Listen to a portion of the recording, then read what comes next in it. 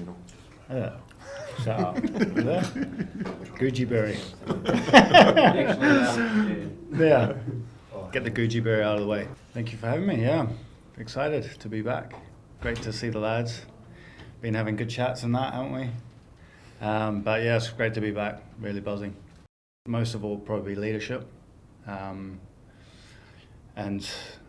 you know, if I can add my experience to the mix.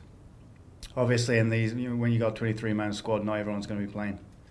So that's the reality of being in a team. But I know I've been in the game long enough to know it's more than just me and my selfish ambition, because obviously everyone wants to play.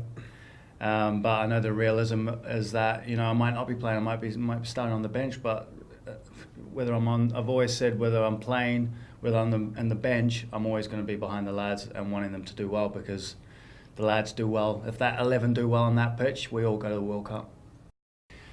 Well, I'm 35 now, I'm not 25, so I've played a lot of games over my career and I've played a lot of football. So when you get to my age, it's all about being a part of the team, whether I can contribute.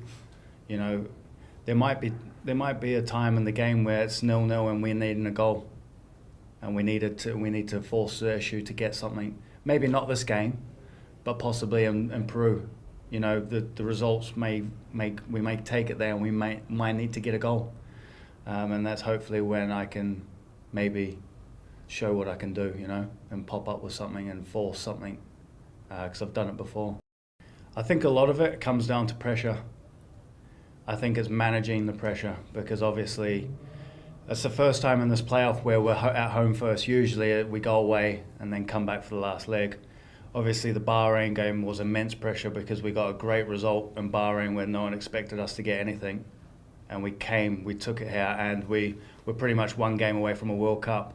So the pressure on that was just ridiculous. I've never been in such a pressurized environment as that, because obviously we're 90 minutes away from a World Cup now. So what we didn't want to be known as those chokers, you know, remember those chokers in 2009 that were one game away from a World Cup and they never made it? So I didn't want to be one of them. So the amount of pressure that we put on ourselves to win that game was immense as well. Not just, you know, the football fraternity and the fans that wanted us to get to a World Cup. So I think it's managing that and trying to get stories across to the lads, you know, especially the young lads that have never been in this pressurised situation before. Obviously, we all want to get to a World Cup. It's the biggest thing on earth, besides the Olympics. It's the biggest event on earth, and for us, that's the dream, you know.